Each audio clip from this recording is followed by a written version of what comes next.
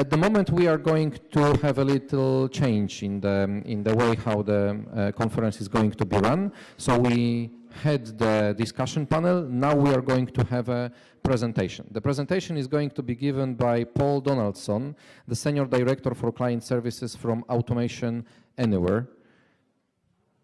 Paul, the stage is yours. Good morning, everyone. Now, I want you to do me one thing during this presentation. If you don't understand me, and I think you've got a translation happening, please just raise your hand. If I'm going too fast, the last thing I want to do is to everything lost because of poor communication. So I'm here from Automation Anywhere. You can't miss us with that big orange stand as you walk through the door. And I head up client services. So what that means, I'm the delivery guy around making our product come to life. So I've got some slides. I apologize for that in advance, but hopefully it's useful content for you. I'm going to talk about this view of what a digital workforce is and what it isn't. And hopefully in the next 45 minutes before lunch, you have a good view of what this kind of technology is all about. So I'm going to focus on 3 key areas. Just these 3. And if I go beyond that, I'm waffling, so you can tell me to shut up.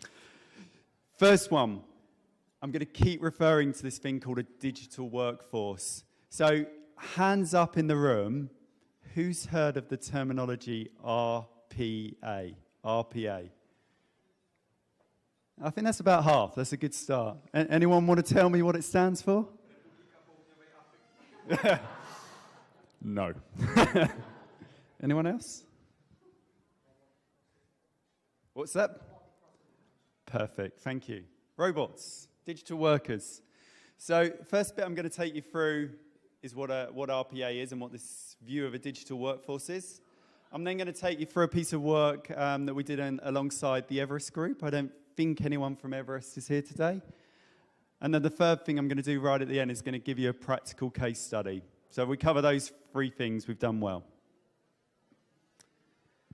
So when we look at the digital workforce today, or we look at today's workforce, for those of you that are managing teams, and in all of our lives, they have those 4 characteristics. For me, I hate to say there's far too much of the coffee on the right, but we've got people in our workforces that are doing, that are thinking, hopefully a little bit more than doing. We're going to analyze a load of data, and then we've got a lot of diverted time on things like coffee and social media, all of these things that digress from the basic job. Where this sector is at the moment is sitting in 3 key themes.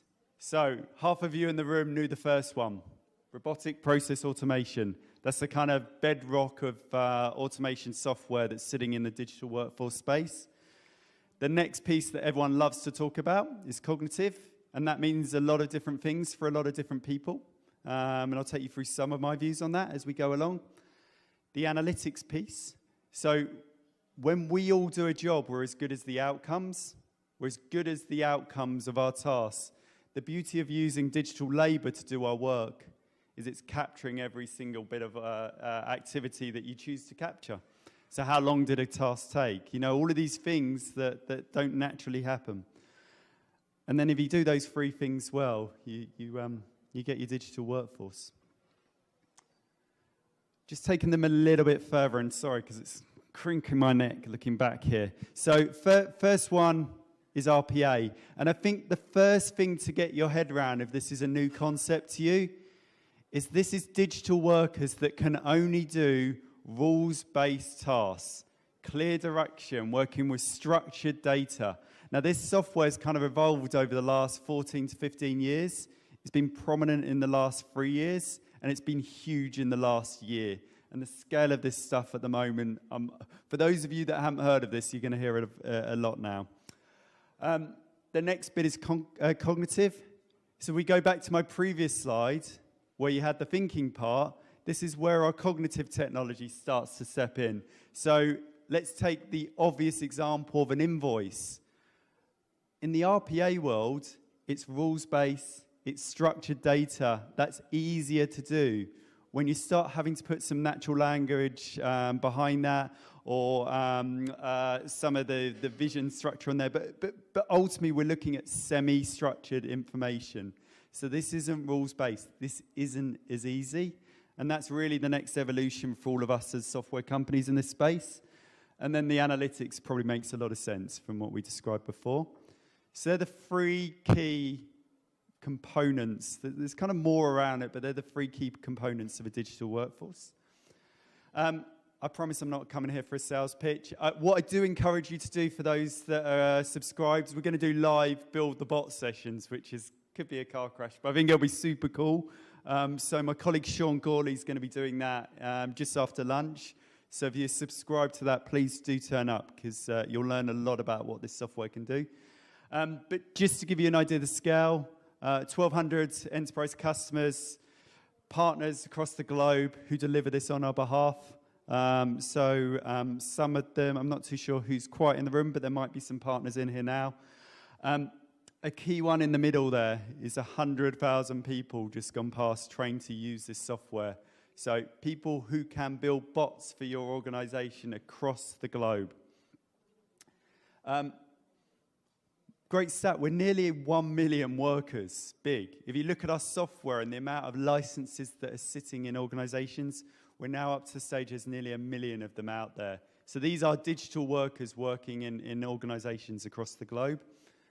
And finally, we're not a new company. We're 15 years old. It's all come to us in the last couple of years where this space has exploded. So for those of you that are aware of RPA, and for those of you that are new to it, nearly always the first question is, oh, I can do this. I can build scripts. I can build macros. Everyone's heard of a macro in Excel. Why is this any different? And I would call that RPA 1.0. Can it automate tasks? Yes. It can do the basic of take a task and do some basic navigational movement to perform that for you. It's not scalable, but it performs a job. That's what's widely referred to as RPA 1.0, kind of desktop automation, a digital worker helping himself, just helping a user. Then what we started to come towards is server-based automation. So this is where you've got a group of users, a group of digital workers who can do tasks on your behalf. So you train them, and then you use a control room mechanism to manage what these users are doing. Think about a shared service, but for bots. So could you train a bit of software to do a load of work for you and then deploy it at scale in a shared service? Again, that's nothing new, and being able to orchestrate work. There are lots of organizations playing in this space. This is where hopefully it gets a bit more interesting. RPA level 3. I'm cranking my neck, so sorry, I hope you can all see me down there. Right, okay, so this is where the analytics piece starts to take on. This is where the security starts to take on a lot of... So out of those 1,200 organizations, you can imagine a lot of them are financial institutions. A lot of them you're not going to be able to put this kind of technology in without proving it's secure.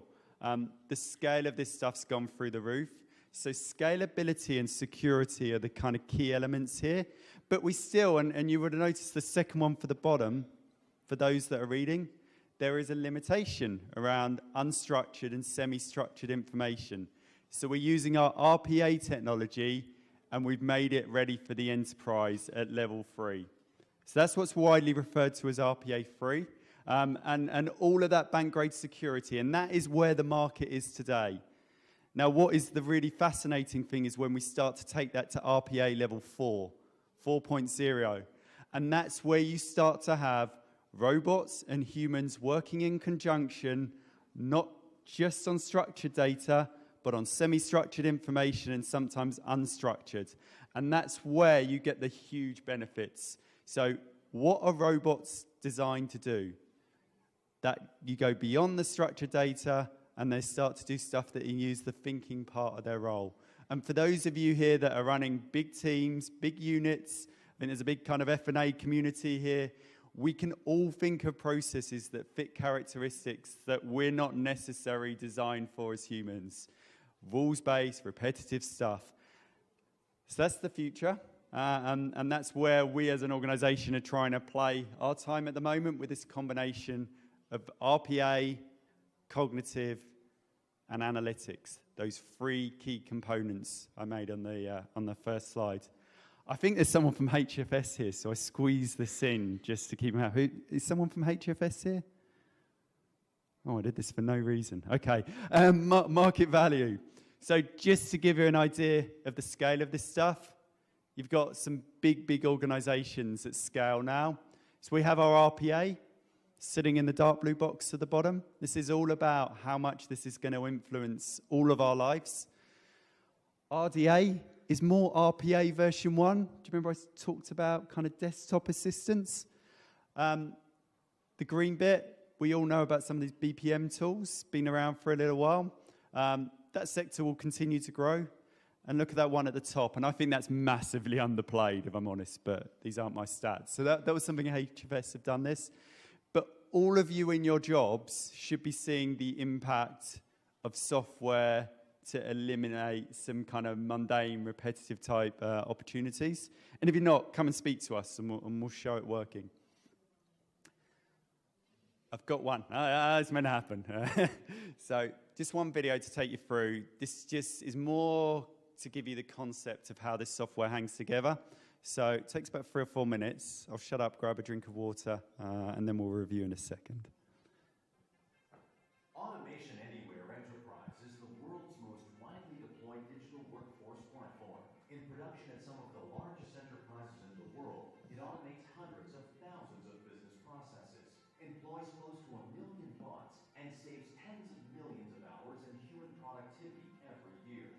Meeting and exceeding customer expectations at these highest of enterprise levels requires first an underlying architecture that has been purpose-built for ultimate scalability, and then an automation platform that has been designed from the ground up for centralized governance and unmatched security. Scalability, security, governance. The 3 key tenets of an enterprise-class digital workforce platform, and only Automation Anywhere Enterprise has been architected to deliver all 3 in a single platform. Designed for the business user and architected for IT acclaim, Enterprise Platform avoids complexity in the early stages to enable rapid deployment and fast adoption. No steep learning curves, no burdensome infrastructure requirements. Once initial pilots are ready to scale up, a central control room delivers the key tools such as automated provisioning, orchestration, governance, and actionable analytics on every single process to ensure successful enterprise-wide implementation. At enterprise scale, increased workload and ever-changing service level agreements are fact of life that require careful management. Automation Anywhere's workload management is built in to enable the admins to distribute incoming work items automatically to available bot runners for optimal resource utilization. It also provides the flexibility of a human-in-the-loop, enabling manual prioritization of tasks queues based on urgent business needs and ensures business continuity. Today, every single one of Automation Anywhere's enterprise customers is in scaling mode already. Many of these enterprises have teams of RPA practitioners that launch and update bots on a daily basis. Bot Lifecycle Management Framework brings order to what can otherwise be a chaotic process of developing, deploying, and managing bots into hundreds and thousands, enforcing best practices of software development lifecycle management. In an enterprise environment, security is paramount. No wonder then that the world's most prominent banking, financial, and insurance organizations trust Automation Anywhere with their digital workforce needs. Security elements combined with highly granular, role-based access control, industrial-grade encryption for data at rest and in motion, and centrally managed security policies deliver the industry's most secure digital workforce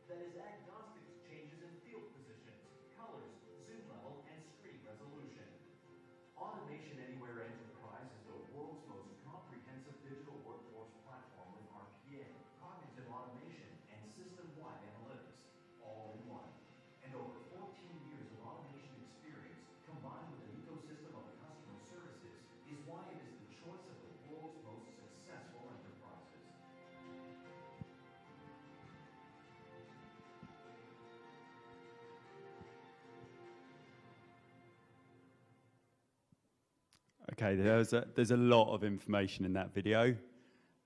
But I think the thing to remember there is this is 15 years in the making now. This is stuff that sits in most big organizations in the world and is now scaling up quite handsomely. I asked the question at the start, who had heard of RPA? I'm interested to know if there's anyone in the room that's deployed it.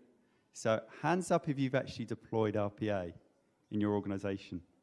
So is there 10, maybe 10? Can I pick on someone? Go on, one of you 10. There's a couple of hands in the front row, come on.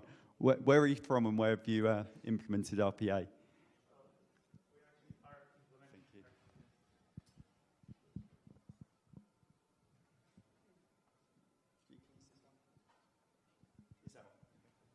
Thank you. Yeah,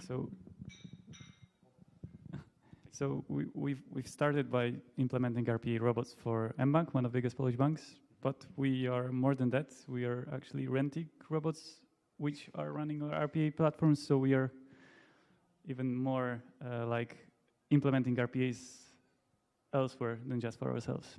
So like a managed service, maybe? Is that working? Yeah, we pretty much, yes. We were renting robots as a service, yeah, for like, we were trying to deploy them very fast. So that's our approach to do this. And yeah, so we are basically, our business is about, robotizing others.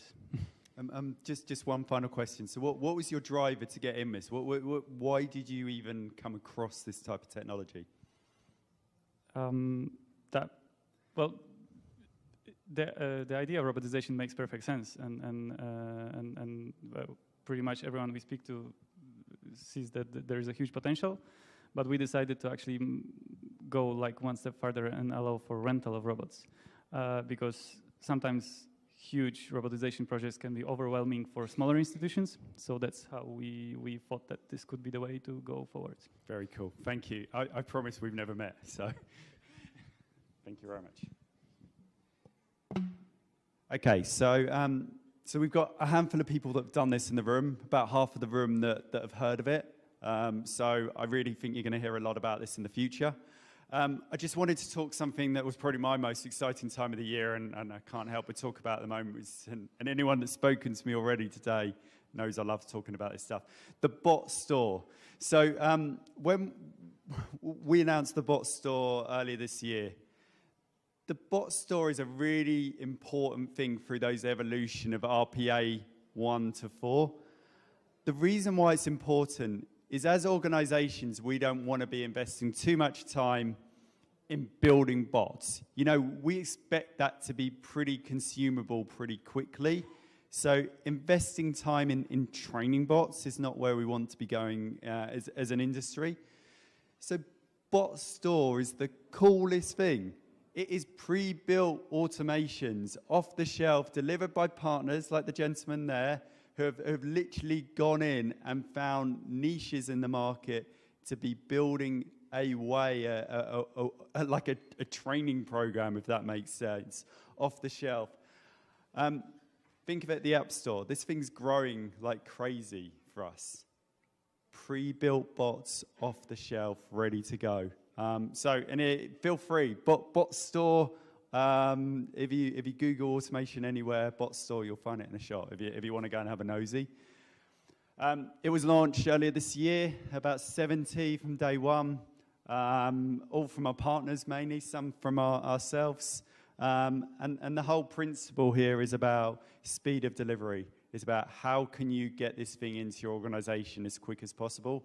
So as people in this space and deploying this and partners, I would be trying to make this stuff available to your community and your customer base. So I was asked to talk to you a little bit about a really cool report done by Everest earlier this year. It's something we co-commissioned with them. It is not our work, so this is an independent analyst review. And what their study was, is if you take these, I think there's 52 organizations that were studied about where they've deployed RPA and where they were in regards to leaders on both an outcomes level, so on one scale, and a capability on the other scale. And you'll see those ones highlighted in that kind of green box on the top right-hand corner. the principle is what took them to that space. And there's some really fascinating results for those of you that are entering into this. And you'll see some of the subcategories at the bottom that we'll get into.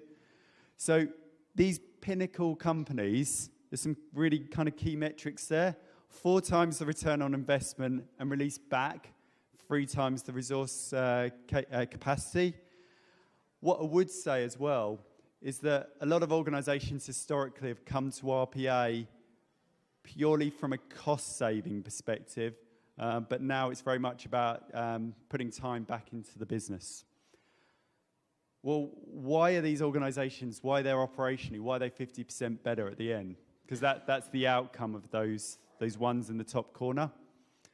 And lastly, why have they had the bigger impact? See, there's some real key data points and some real key learnings, and there are so many articles on this stuff, but this is the first one that really categorizes the areas of what you need to do to be successful. Great imagery. They're those 5 points along the bottom here. So these capabilities, these kind of key themes come out in every organization, and there are consultancies out there all of the big consultancies are doing this, right? And they focus in different areas. The ones in green are the ones that make organizations stand out. So those five key boxes. So vision. In fact, we'll come back to these independently in a second.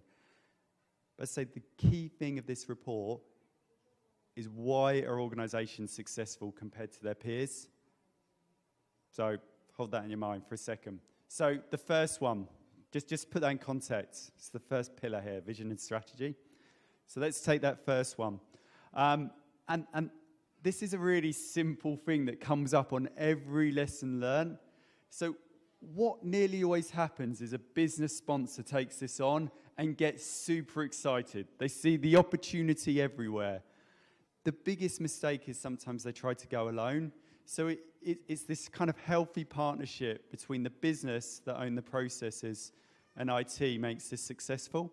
So you could see the quote there. And some of the stats, so 100% of these pinnacle organizations in that top left chart there make the operational requirements and the security changes up front, because otherwise it's not going to scale and your program will be shut down, as simple as that. They do all the key work up front. The next one is around implementation. There are lots of, again, organizations that do this, that just touch it and don't deliver real potential. And it's all around scaling for me. So the 2 key areas, scale and scope and speed. You can build bots in 3 days. You can literally build bots. Sean, I don't know, Sean, is he here? Is he here? No, he's out prepping his laptops. You can build bots in 3 days. It is that simple. It's about experience. You know, you can harden those bots, you put your exception handling. But this stuff is not hard to deliver. You should be able to get some really quick wins out of this stuff in a secure way, if tackled properly. So you'll see the amount of bots from these pinnacle enterprises. So average number of bots, 117 versus 24. Think of that as labor. And usually a bot equals 4 or 5 times the amount of output as a human would do. Hundreds of people's worth of activity saved between a pinnacle enterprise and one of the others. Speed of bot deployment, that's a massive difference. How quickly can you get these things automated? It's just training effectively. Training software to do tasks that you do in your organization. Next one is around organization and talent. So again, some fascinating stats in here. If you want access to this report, I think we can send you the link to do that. I do warn you, it's about 100 slides in length, so you're getting the highlights here. A key component is putting a center of excellence in play. So if you put a new shared service, you would put a management layer over it. You would really carefully lock down what you're doing. You would have ways of working, you would have team management. It's kind of the same for bots. You need a framework, a way of working. So organizations and partners out there that help you build out this kind of really skeleton center of excellence who control and manage your bots for you.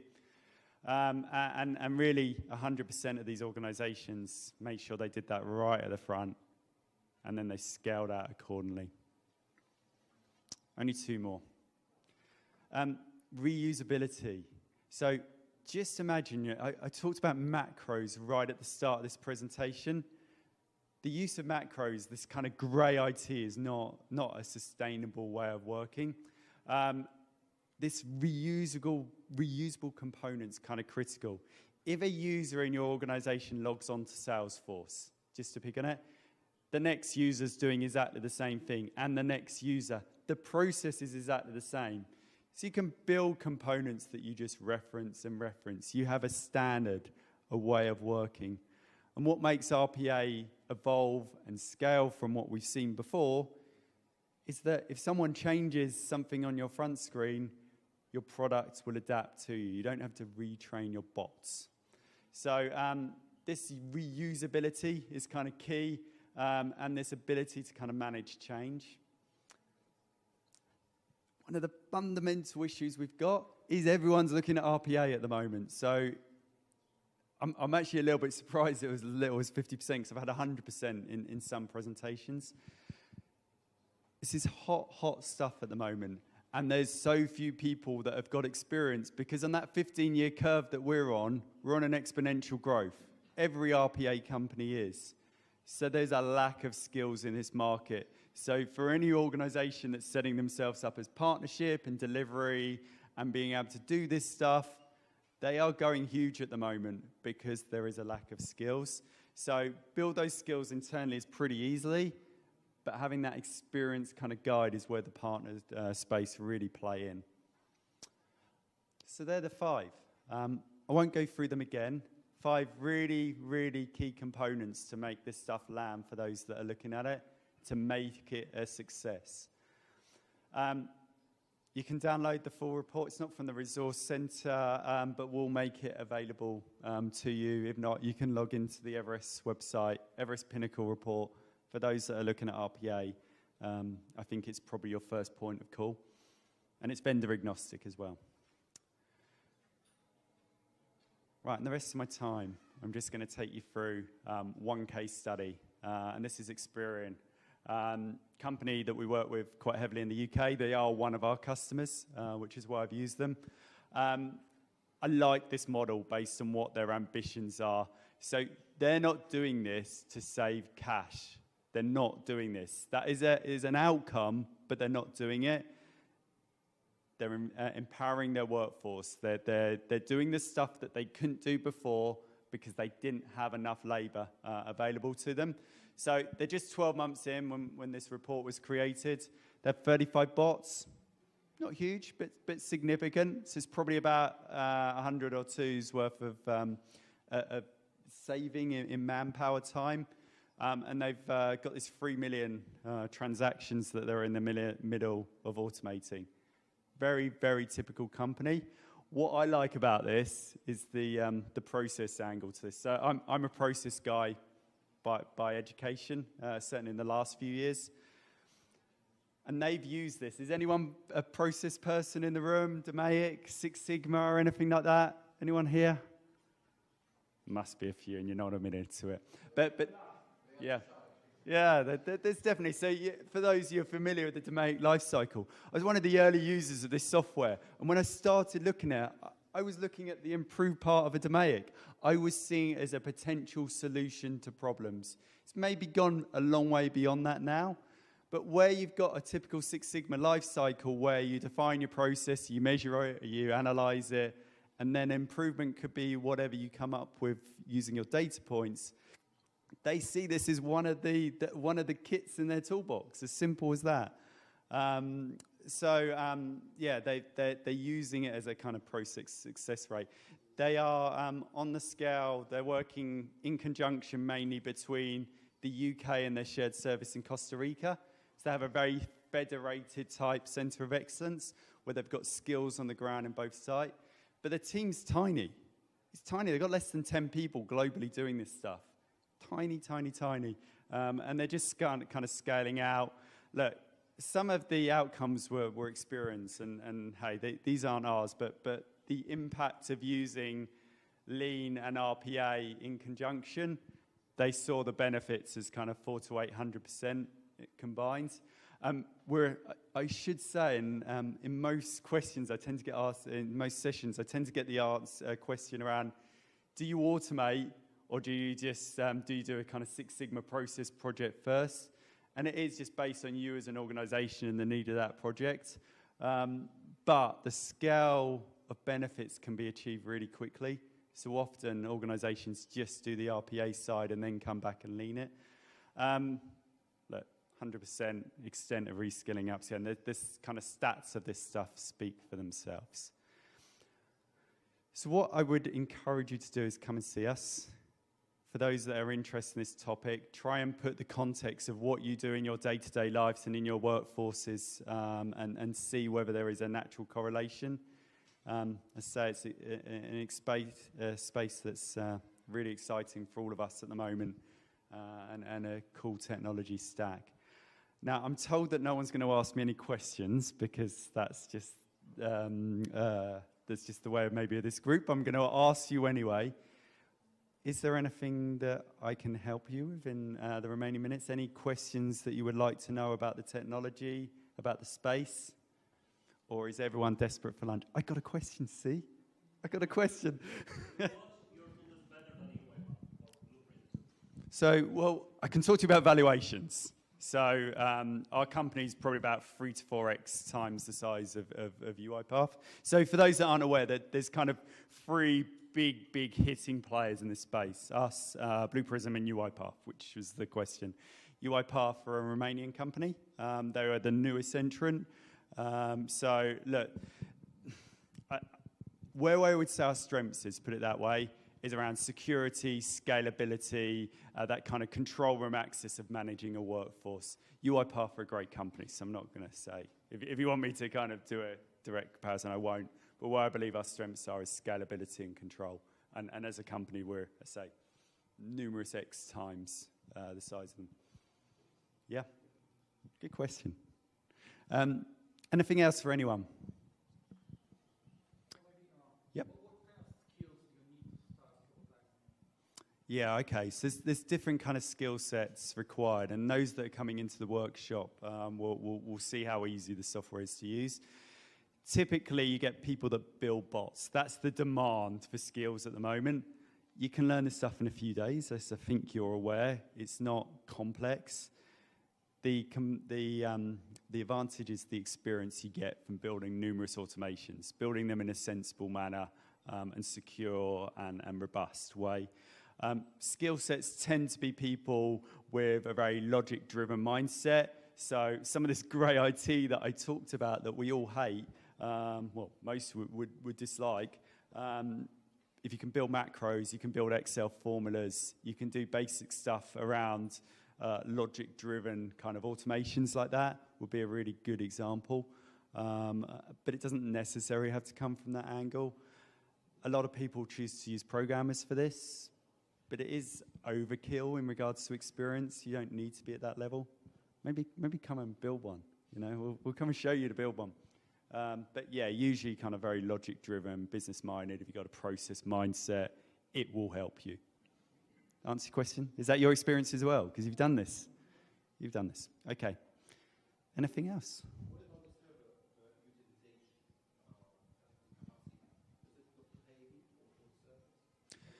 utilization? Okay, so that takes us beyond those RPA levels that I deliberately talked about in the past. So when you get RPA level 1, you're really working on your desktop as an assistant. We've gone beyond there where really everything is virtualized. So for anyone familiar with servers, you get virtual servers, can be on-premise or up in the cloud. Look, it's more around the security element if you're going to scale. So you're going to have potentially unlocked PCs sitting in a room somewhere which isn't secure.